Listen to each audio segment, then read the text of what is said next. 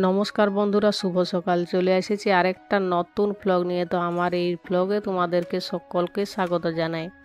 ঘুম থেকে উঠে নিয়ে ওই যে প্রধান কাজ যেটা হচ্ছে সকালে মণ্ডলে দিয়া, তো মণ্ডলে দিয়া হয়ে গেছে। তারপরে আমার এই শখের পায়রাগুলাকে কিছু খাবার দিয়ে দিচ্ছি, আর সকালে এদেরকে খাবার দিতেই হয়।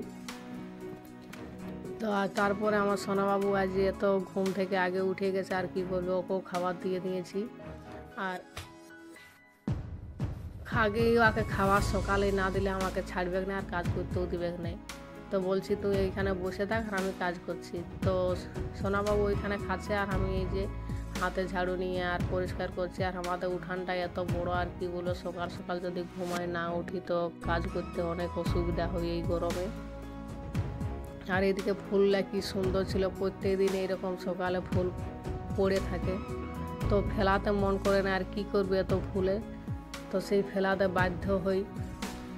আর এই যে এদিকে পায়রাগুলা খাচ্ছে, তো আমাকে পরিষ্কার করতে মন করছে না, যে এখন এই ওদিকে গেলেই সব পায়রা উড়ে যাবে। তো আস্তে আস্তে ঝাড়ু দিচ্ছি এদিকে, যাতে করে পায়রাগুলা না উড়ে। আর পায়রা ওঠে তো একটু আওয়াজ পালেই সব ফুট করে উড়ে যায়। তো ওই যে সব উড়ে গেল। আমার এই সাইডে পরিষ্কার করা হয়ে যাচ্ছে, তারপরে এই যে গলিটা বাকি আছে, তো এই গলিটা এরপর ঝাড়ু দিয়ে গেলি।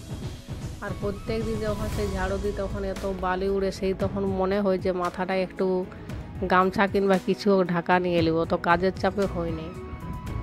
তো ওইদিকে আমার সব কাজ হয়ে গেছে, তারপর চলে এসেছি রান্নাঘরে। আর রান্নাঘরে চুলাটা যদি না ছচতি তো একটু আগুন ধরা ততটা ইচ্ছা করে না, পরিষ্কার লাগে একটু। তো থাল বাসন মাজার আগে আমি আটাটা সানে নিব। আটাটা আগে সানলে একটুকু ফুলে থাকে, সেটা রুটি করতে সুবিধা হয় আর রুটিটাও খেতে ভালো লাগে। তো এই যে আমার আটা সানাটা হয়ে গেছে, এই ফটফটটাই রাখিয়ে দেবো।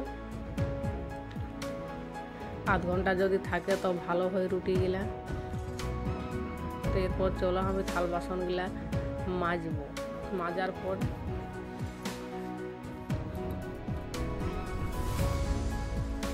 তো থাল বাসন আমার সব কিছু মাজা হয়ে যাচ্ছে, এরপর রান্না করে রাখিয়ে দেবো।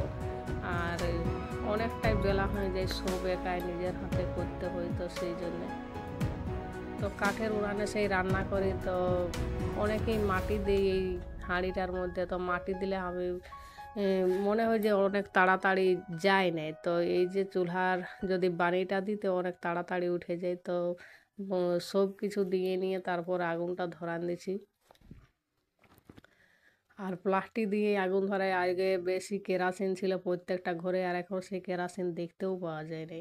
তো সব কিছু কাজ কমপ্লিট হয়ে যাচ্ছে। তারপরে এই যে ঘরে নিম গাছ আছে, তো ভাবছি যে নিম দাঁতনে আজকে মুখ ধুই। তো প্রত্যেক দিন ধুই নেই, আজ আমার ব্রাশটা পালি নেই, সেই জন্যই ধুয়েছি।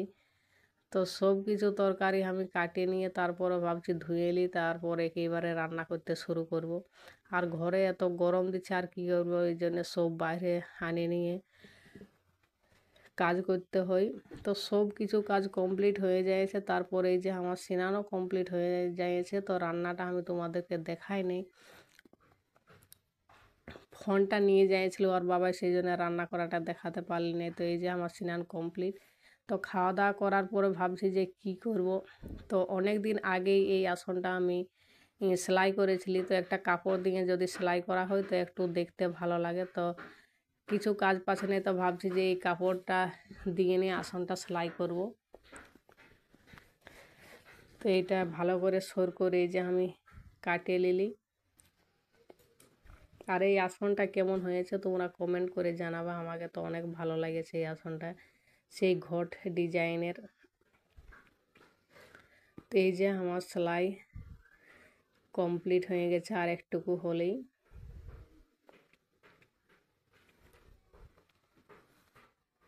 সেই রকম সময় পাই নাই সেলাই করতে, তো যেটা দরকার সেটা করি।